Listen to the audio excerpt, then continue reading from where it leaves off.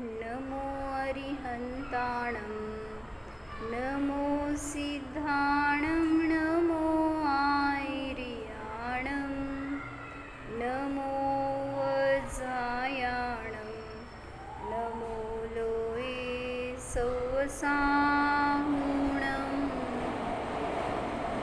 अजरमर विकलविकारी अविनाशी अनन्तगुणधाम नित्यनिरञ्जन भवदुःखभञ्जन ज्ञानस्वभावी सिद्धप्रणाम ज्ञानस्वभावी सिद्धप्रणाम। जय बोला अनंतानंत सिद्ध परमेष्ठी भगवान की जय।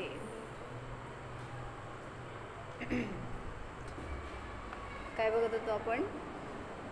सिद्ध पूजा आहे ना, संस्कृत सिद्ध पूजा, त्याचा अर्थ बघतोय।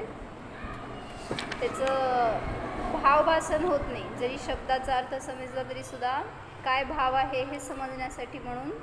आणि एक अध्यात्म अष्टक आहे ते, किंवा भावाष्टक म्हणलं जातं। तर ते आपला सिद्ध परमात्मा त्याच्यामध्ये बघायचं आहे। आणि परिपूजे म्हणजे पूजा करायची, म्हणजे अनुभूती घ्यायची। मग व्यवहाराने त्या सिद्धांची पूजा आहे, त्या सिद्धांचं वंदन आहे, त्या सिद्धांना नमस्कार आहे। पण निश्चयाने आपल्या स्वभाव सिद्धाला अनुभवणं, त्या पवित्र आत्म्याकडं जाणं, ह्याला म्हणलं खरी पूजा। तर कसे आहेत सिद्ध? काय माहिती सिद्ध कसे आहेत? निमय सिद्ध कसे असतात? कसे असतात? कुठं असतात? अशरीरी असतात। कुठं असतात सिद्ध? कुठे आहे सिद्धशिला? याच्यावर आहे का? आहे ना? हां, तर सिद्धशिला जेवढा आपलं 2.5 द्वीप आहे तिथं वर सगळीकडे सिद्धशिला, जेवढं मनुष्य लोक आहे त्याच्यावर कुठेही सिद्ध जाऊ शकतात। म्हणजे जिथून मुक्त होणार तिथं जाऊन वर विराजमान होणार। त्यामुळं ते सिद्ध म्हणजे इथून सुद्धा आपण आत्ता साधना केली तर मुक्त होऊन सिद्धशिलेवर विराजमान होऊ शकतो। मग करायचं का ध्यान? आता इथं बसायचं, सिद्ध होईपर्यंत मी उठणारच नाही। बसायचं का? मग मी गेली तर चालतंय? हां, म्हणजे स्वभाव सिद्ध आहे, त्याला जाणलं तर आपण सुद्धा सिद्ध होऊ शकतो पर्यायामध्ये। तर त्यासाठी म्हणून, आणि सिद्ध काय करतात? सिद्ध कसे असतात? ज्ञाता असतात, कोणाचं करता नसतात। काय म्हणले? सिद्ध भगवान कोणाच्यामध्ये गडबड करायला जात नाहीत। आपण तसं शांत बसणारे नसतो, आपण लय गडबड करतो, हो ना? हो म्हणा। हां, काय गडबड करतो? त्यांनी असं का केलं, त्यांनी तसं का केलं, त्यांनी असं करायला पाहिजे होतं, ह्याला असं व्हायला पाहिजे होतं, सगळे आपण काय करतो? दुसऱ्यामध्ये गडबड करायला जातो। म्हणून सांगतायत काय की सिद्धांसारखं राहावा तर निर्विकल्प जगू शकता। म्हणजे जर जीवनात शांती पाहिजे, समाधान पाहिजे, आनंद पाहिजे तर सिद्ध आहे। जसे सिद्ध आहे तसा मी आहे ह्याचा अनुभव करायला पाहिजे, तर तिथं आपल्याला सुद्धा सिद्ध सुख सहज प्रगट होतं। काय झालं आत्ता दुबईमध्ये? काय झालं होतं आत्ता दुबईमध्ये? काय झालं होतं? पाऊस झाला होता ना, माहिती तुम्हाला? जाऊन आला काय? हां, काय झालं होतं दुबईमध्ये? त्यांनी सांगितलं की हां, तर त्यांनी काय करायला गेले होते? नेचरच्या ऑपोजिट गेले। म्हणजे नॅचरली पाऊस यायला पाहिजे किंवा नॅचरल क्लायमेटच्या अनुसार सगळं व्हायला पाहिजे, तर कृत्रिम पाऊस पडायला गेले। म्हणजे काय म्हणायचं असतं? कृत्रिम पाऊस म्हणजे आर्टिफिशियल रेन म्हणतात ना, काय म्हणतात अजून त्याला, मला माहिती नाही।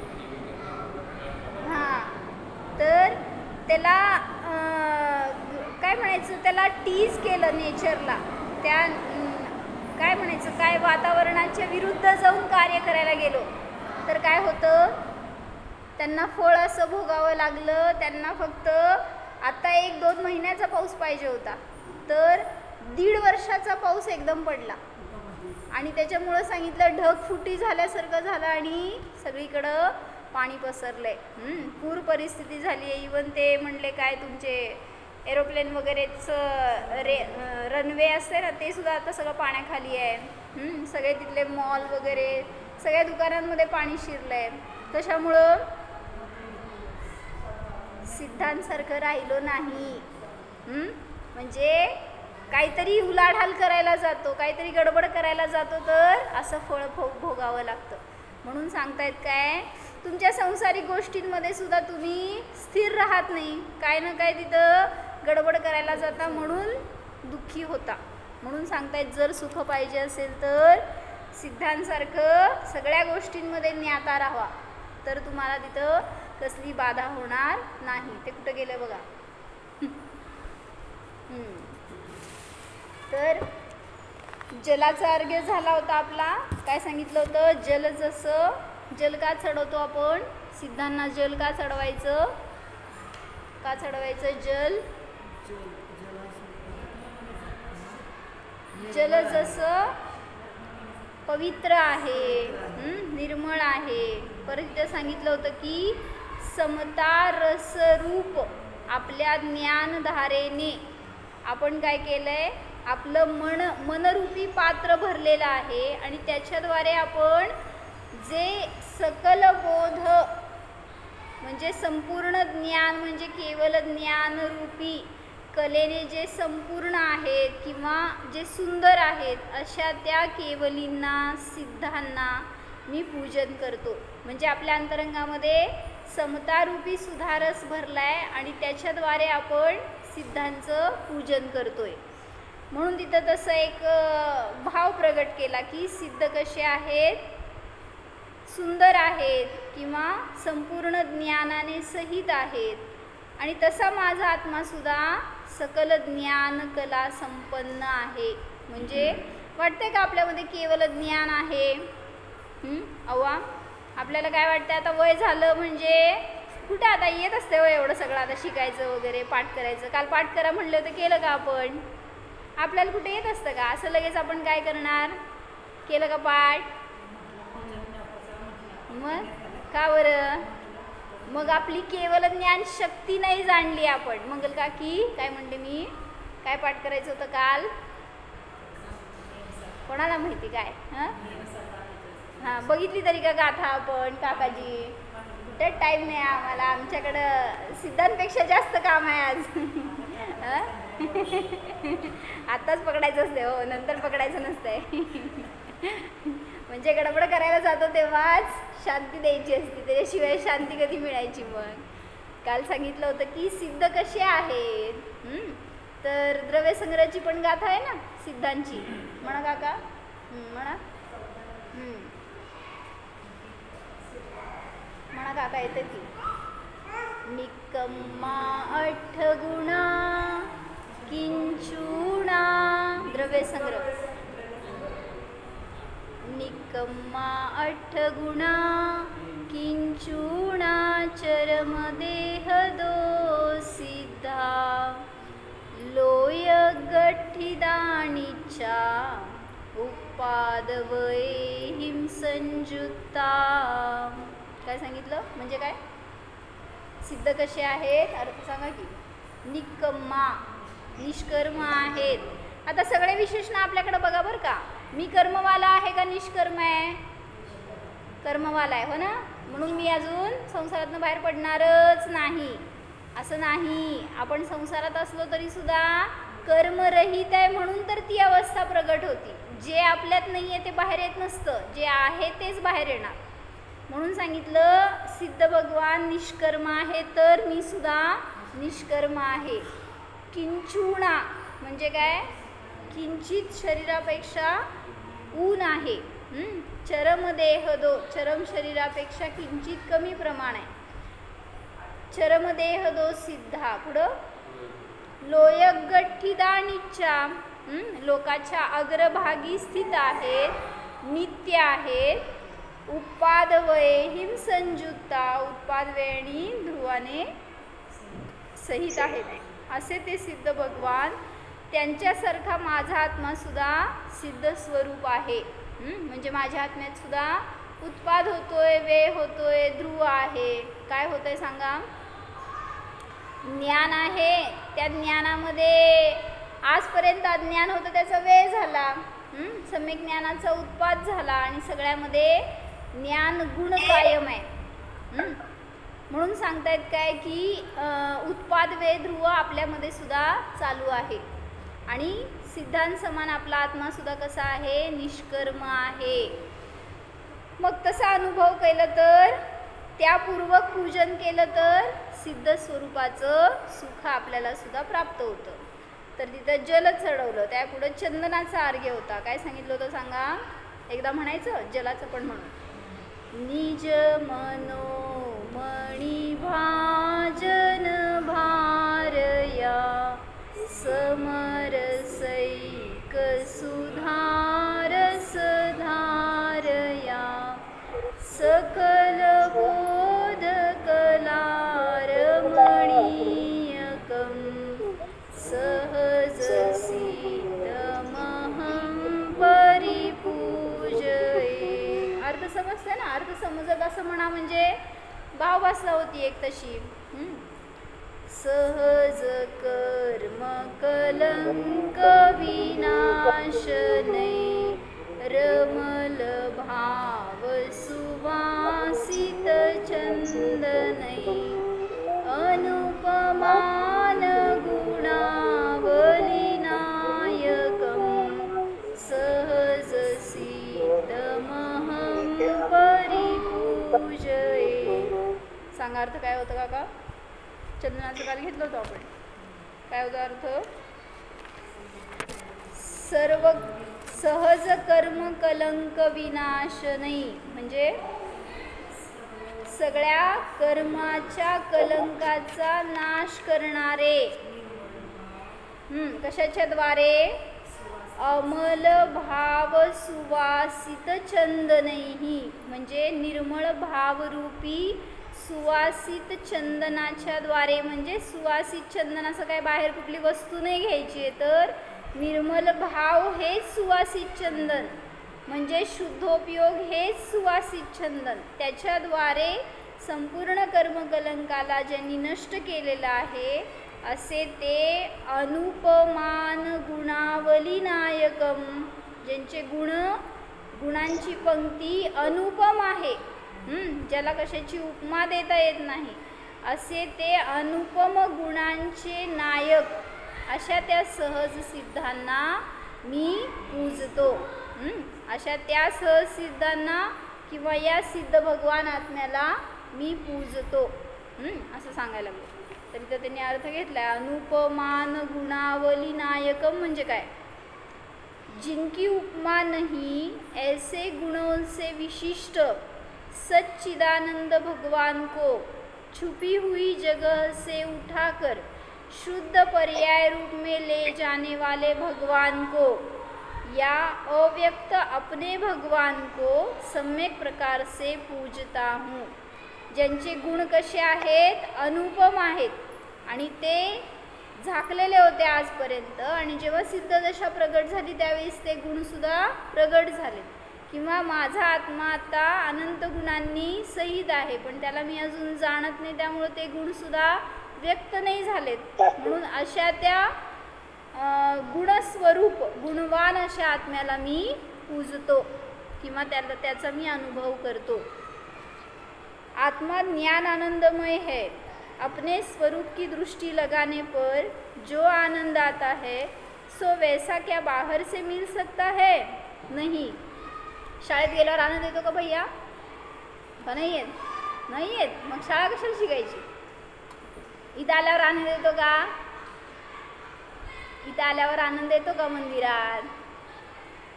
हो का नाही? का प्रश्न पडला? हो. मग इथनं जायचंच नाही बाहेर, हो का नाही? जिथं आनंद येतो तिथून बाहेर पडत नाही आपण. जी गोष्ट आनंद देणारी असते तिथून काय हवा? अकलूजमध्ये आनंद आहे का? इंडीमध्ये? इंडीमध्ये नाही आनंद. मग कुठे आहे? बाहेर आनंद नाही तर स्वभावामध्ये आनंद आहे. म्हणून तिथं बाहेर कुठं पळापळी करायची नाही, जिथं आहे तिथं मस्त आपल्या आनंदात राहायचं हे सांगायला लागले. कुठं बाहेर गेलो तर बाहेरच्या लोकांमध्ये रमणार, आकुलता करणार, रागद्वेष करणार, तर कुठं दिसणार हो सिद्ध. म्हणून 28 तारीख नाही, 30 तारीख नाही, 1 तारीख नाही, इथंच राहायचं. कोणाच्या मध्ये आधी पडायला गेलो की गोंधळ होतो. अपने स्वरूप की दृष्टि लगाने पर जो आनंद आता है वैसा क्या बाहर से मिल सकता है. किती आनंद आहे हो लग्नामध्ये, नाही आहे सांगू का. ओरडतीलच ओरडतील मग. होय ना. म्हणून सांगितलं आपण केलं ते चुकलं, दुसऱ्याचं करावं लागतंय आपल्याला. किती आपल्या काय म्हणायचं मजबुरी आपली. उस आत्मिक आनंद से ही निर्जरा होती है और मोक्ष भी उसी आनंद का अनुभव करने से होता है. म्हणजे तुम्ही जेव्हा आत्म्याचा अनुभव करणार तेव्हाच कर्मांची निर्जरा होणार आहे. म्हणून त्यांनी सांगितलं काय, संपूर्ण कर्मकलंकांचा नाश म्हणजेच निर्जरा. मग ती एकदम होणार नाही आहे तुमची. कशी होणार. इवन सिद्ध जे झाले त्यांची सुद्धा निर्जरा कशी झाली हो, एकदम नाही झाली, थोडी थोडी झाली. म्हणून थोडी थोडी निर्जरा करायला रोज थोडं थोडं ऐकायचं. तर आणि अनुभव करा, त्यांना पण सांगा, जाणणारा आहे. तर निर्जरा कशी होणार आहे, आत्मिक आनंदाने निर्जरा होते. मोक्ष भी उसी आनंद का अनुभव करने से होता है. वह आत्मिक आनंद स्वाभाविक है. विपदाओं से छूटने के लिए इसे ही हासिल करना पड़ेगा. तुम्हाला जर विपत्तीतून सुटायचं तर यालाच प्राप्त करायची आवश्यकता आहे. म्हणून काय असती पद्धत माहिती का, जेव्हा लग्न असतं ना कुठलं, तर तिथं सावधान म्हणताना त्याच्या आधी एक प्रवचन ठेवायचं असतं एका ज्ञानीचं. काय तिथं लग्नात बरं का, लग्न व्हायच्या आधी थोडा वेळ आम्हा सांगतात नेहमी की एखाद्या तत्त्वज्ञानीचा उपदेश ठेवा, जेणेकरून तिथं आलेले जे कोणी असतील ना, जे धर्मापासून दूर असतील, समजा ज्यांना कोणाला काय धर्माचा परिचय नसेल, किंवा त्या ऑकेजनच्या निमित्ताने इतरांना सुद्धा धर्माचा लाभ व्हावा. आणि कदाचित ते जे वधू आणि वर असतील त्यांना सुद्धा कदाचित वैराग्य होईल आणि ते सुद्धा आत्मकल्याणाच्या मार्गाला लागतील, किंवा ॲटलिस्ट धर्ममय जीवन घालवण्यासाठी म्हणून प्रतिज्ञा करतील, किंवा त्या धर्माला अंगीकार करतील. ह्याच्यासाठी म्हणून आम्हा सांगतात की तत्त्वज्ञानीचा एक उपदेश तिथं पहिला करायचा, नंतर तुमचं सगळं कार्य. आओ आम्हाला घेऊन जावा. तर सांगितलं म्हणून तिथं की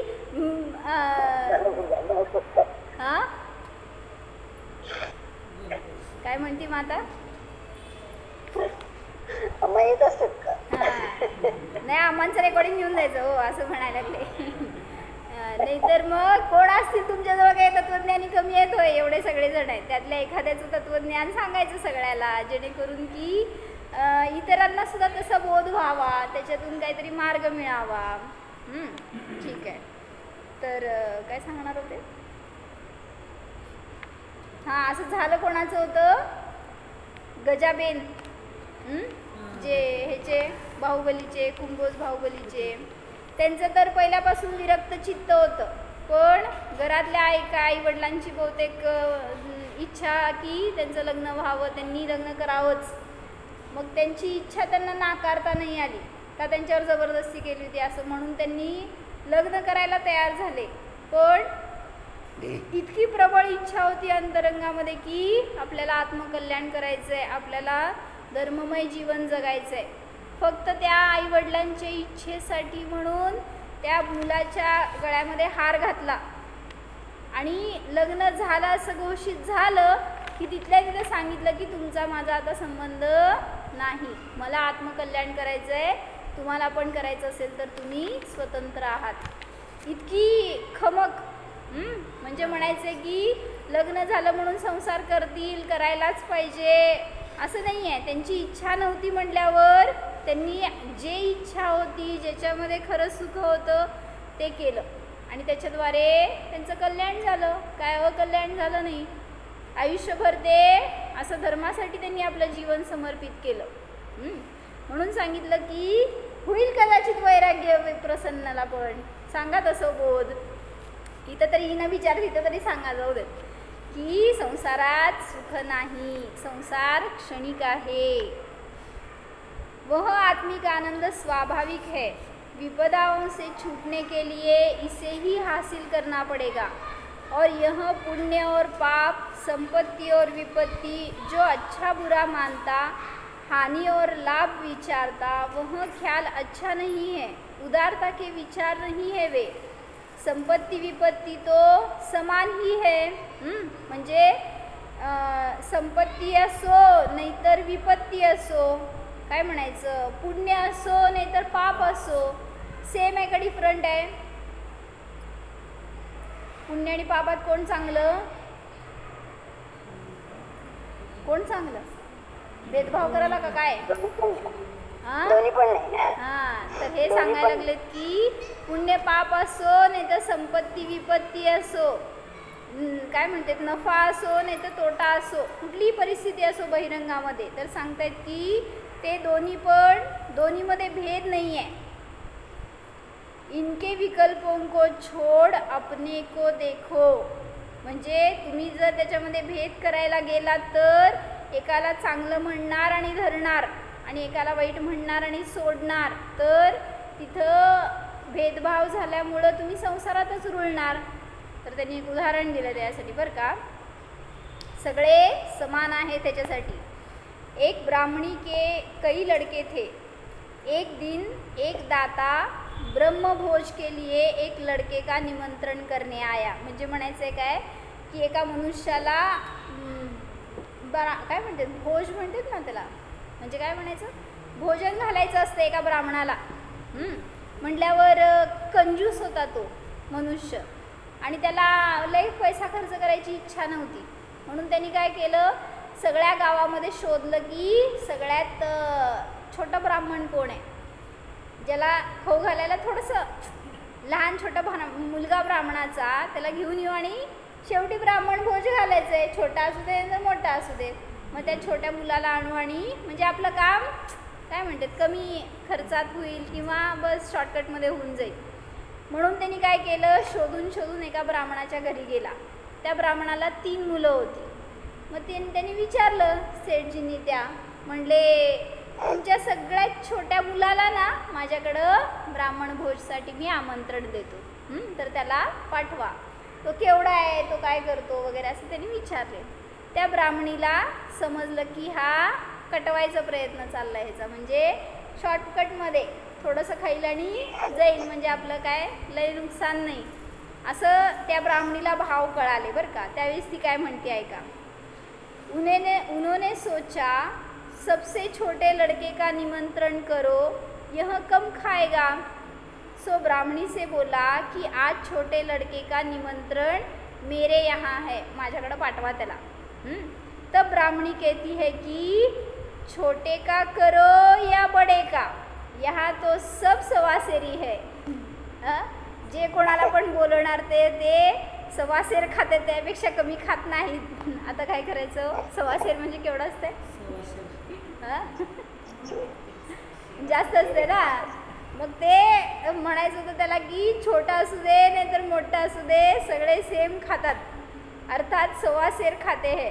तो भाई पुण्य और पाप दोनों समान है. जसं त्यांचे 3 पुत्र समान होते, त्यांच्यामध्ये काय लहान मोठंपणा असलं काय नव्हतं, तसं म्हणतात की सगळे कर्म समान आहेत, सगळे कर्म आत्म्यापासून भिन्न आहेत आणि नियमाने ते कलंकच आहेत, नियमाने ते दुःख देणारेच आहेत. म्हणून त्याच्यापासून सुटण्याचा प्रयत्न केला, पुरुषार्थ केला आणि ते सिद्ध बनले, जे कोणी त्यापासून सुटले. ये सब संसार के कारण है, मोक्ष के नहीं. और पुण्य से मिले वैभव में लुभा जावे और विषय कषायों में उतर जाए तो वह नरक का भी कारण हो सकता है. और पाप के उदय में तो दुखी अपने को मानता ही है.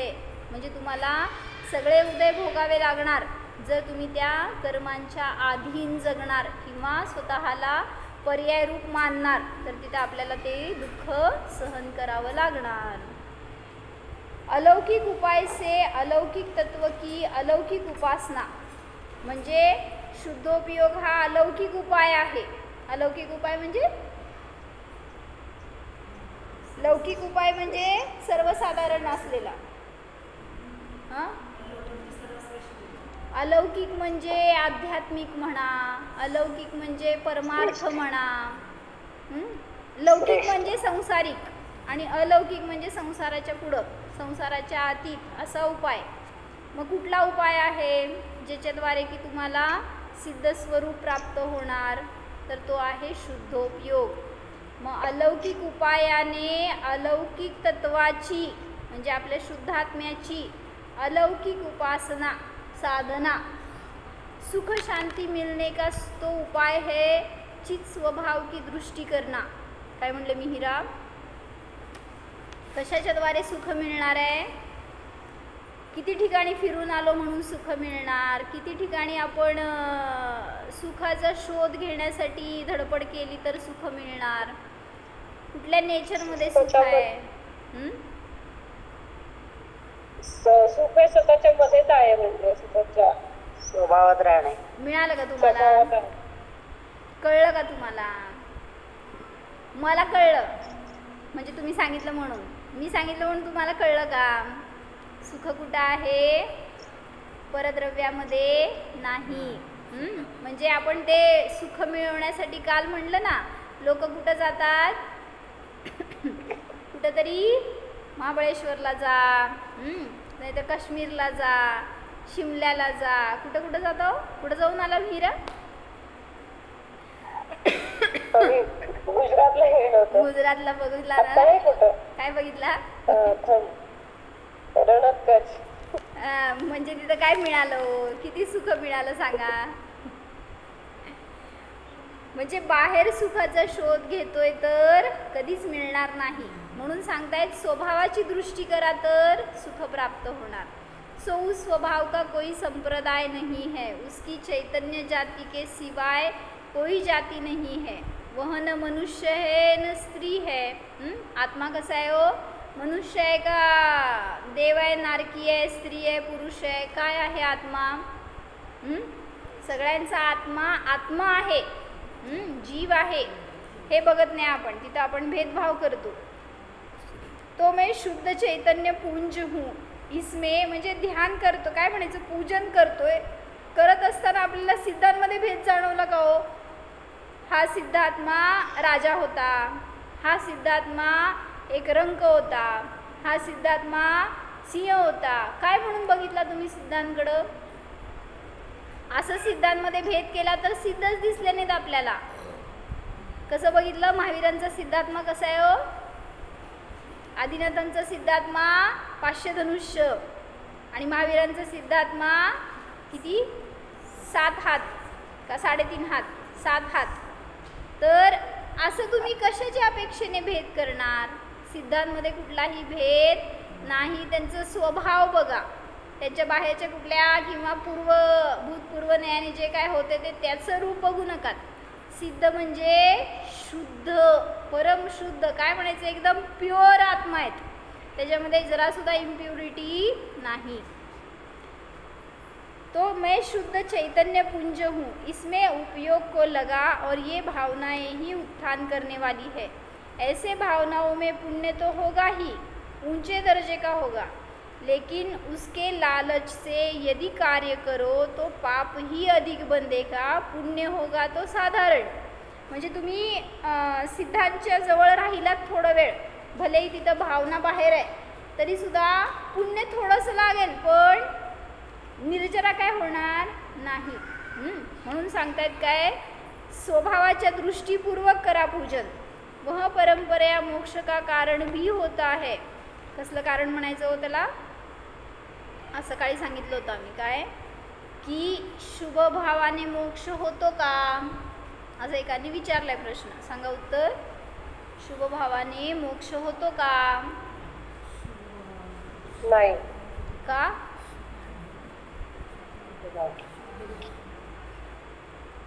रिझन द्यायला नको काय, नुसतंच का नाही म्हणल्यावर कसं पटायचं आम्हाला. शुभभावानी पण ते बंद पडतो ना, स्वर्गात जातो असं काहीतरी आहे ना. असं काहीतरी, बरोबर, असंच काहीतरी आहे. पुण्य बंद होतो, शुभ भावाने पुण्य बंद आणि अशुभ भावाने पाप बंद होतो. मग बंद हे नियमाने संसाराचं कारण आहे, मोक्षाचं कारण नाही. म्हणून काय म्हटलं, जर कोणी असं म्हणेल की शुभ भाव परंपरेने मोक्षाचं कारण आहे, तर आचार्यांनी एके ठिकाणी सांगितलं हो आहे, पण कसं अभावरूप कारण आहे. म्हणजे शुभोपयोगाचा अभाव झाल्याशिवाय शुद्धोपयोग प्रगट होणार नाही आणि शुद्धोपयोगानेच मोक्ष होणार. म्हणजे काय म्हणायचं, शुद्धोपयोग कुठं होणार आहे, परंपरेने. म्हणजे पूर्व पर्यायांमध्ये शुभोपयोग असल्याशिवाय शुद्धोपयोगापर्यंत जात नाही जीव, अशुभोपयोगातून शुद्धोपयोगात जात नाही. सांगा, लग्न कार्य सगळं करायला लागलंय घरामध्ये, किती आपला शुद्धोपयोग होतो तिथं, किती आपल्याला आठवतो स्वभाव, आठवतं का नाही? जर असं करा की भेदविज्ञान, किती आपल्याला या कचाट्यात अडकलोय, कधी सुटणार, ह्याच्यापासून आपण विरक्त आहोत, भिन्न आहोत. सारखा संस्कार करा, उलट चान्स आहे आपल्याला. हे सगळं चालू आहे तरी सुद्धा त्यामध्ये मी जाणतोय, त्याच्यापासून मी भिन्न आहे. हे सगळं जाणत जाणत सगळं केलं तर त्या कार्याचं पण पाप नाही आपल्याला. म्हणून सांगत होते काय मी, तर शुभोपयोग हे अभावरूप कारण आहे हे सांगायचं. काय सांगा, काय कळलं प्रगतीताई? पण तीर्थंकरांना पण उत्कृष्ट ते पुण्यानेच आहे की नाही. तीर्थंकर प्रकृती बांधली जाते ती पुण्य प्रकृती आहे, असू दे की, मग काय झालं. पण तीर्थंकर प्रकृती घेऊन मोक्षाला जातात का?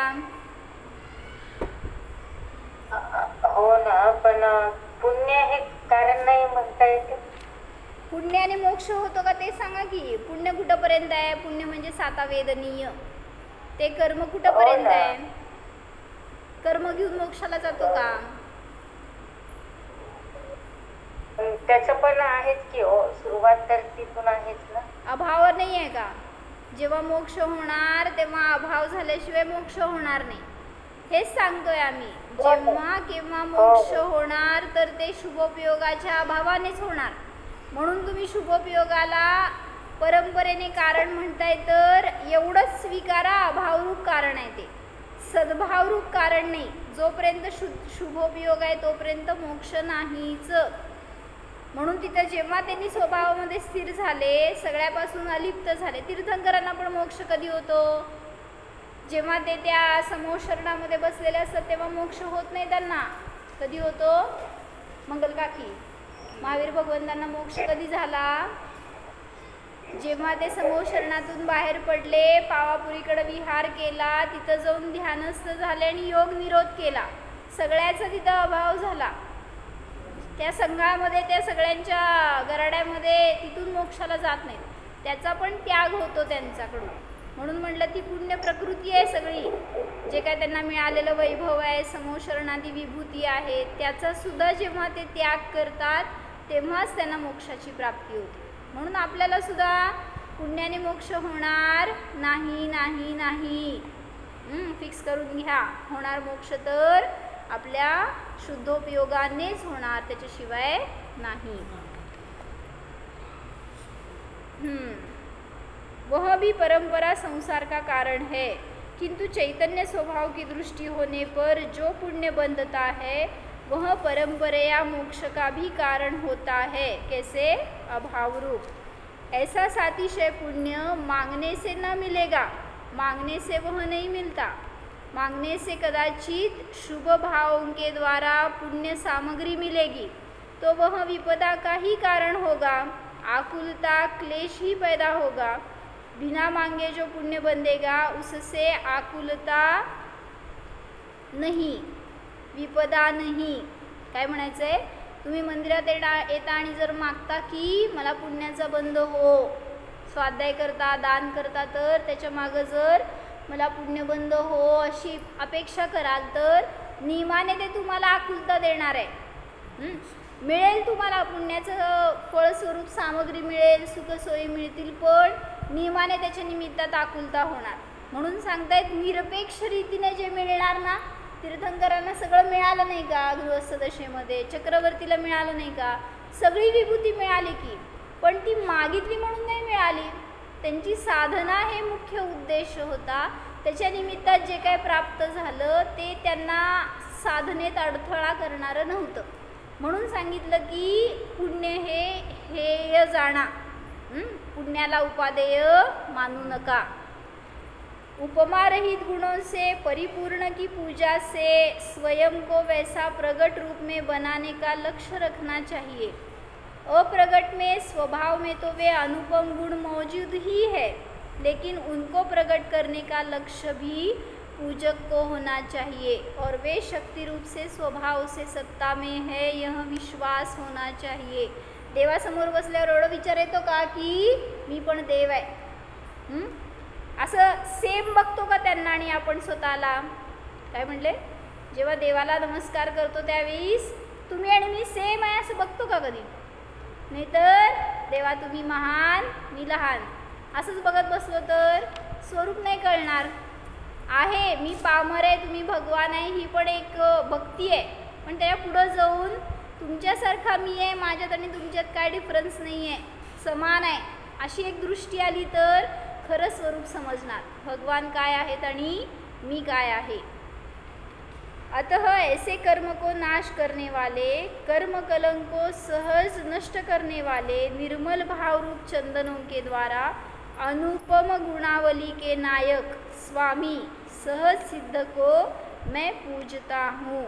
इस छंद में कर्म लगाना, कर्म झड़ना व उपाय संकेतित है. सहज सिद्ध निज चैतन्य प्रभु की अनुपम गुण समूह का नायक है. कर्मक्षय जात सिद्ध प्रभु तो प्रगट विशुद्ध गुण पर्यायों में उपस्थित है. त्यांनी सगळ्या कर्मांनी रहित झालेत पर्यायामध्ये आणि आपला स्वभाव सुद्धा त्याचप्रमाणे कर्मकलंकाने रहित शक्तिरूपाने आहेच. निज स्वभाव को जानने वाला पूजक पूजा में मग्न होता है. काय म्हणले?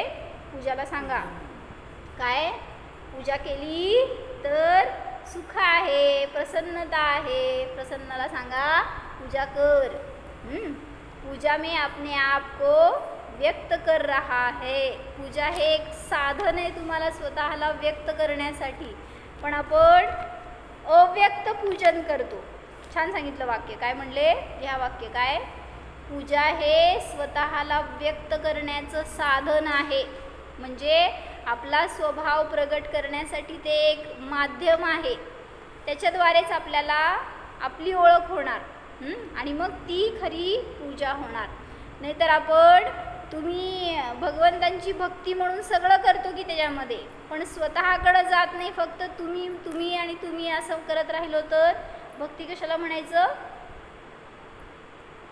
ज्याच्यामध्ये तू तू तू तू असतं.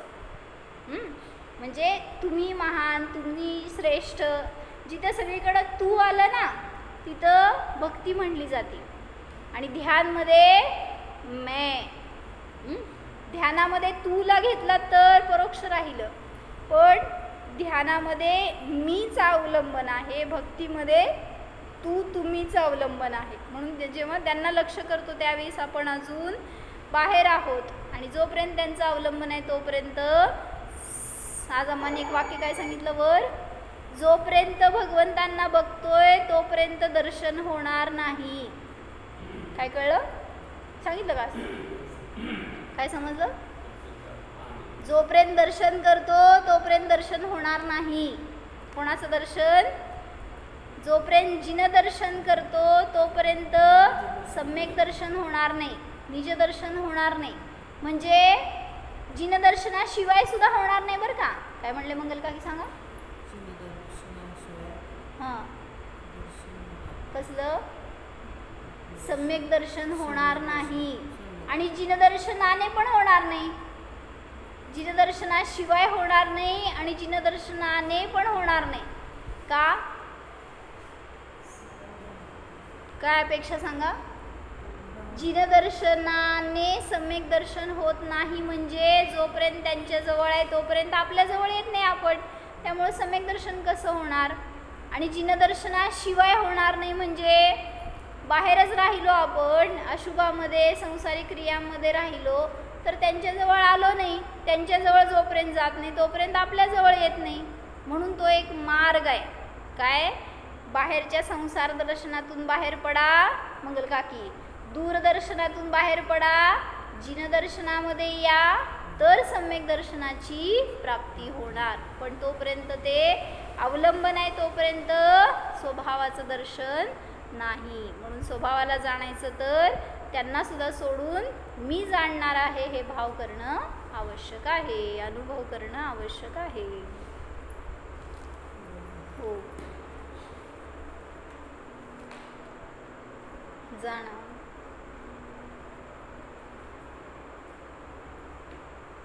कर्मकलंकाने रहित सहज सिद्ध स्वभाव जाणा. पहा, स्वभावानेच हा मी देखील सिद्ध स्वरूप आहे. अनुपम गुणवान आहे, अनंत गुणवान आहे.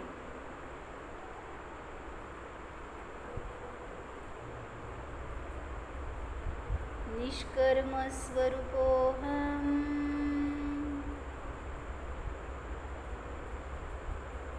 साता साता कर्मरहितोऽहम्, पुण्यपापरहितोऽहम्.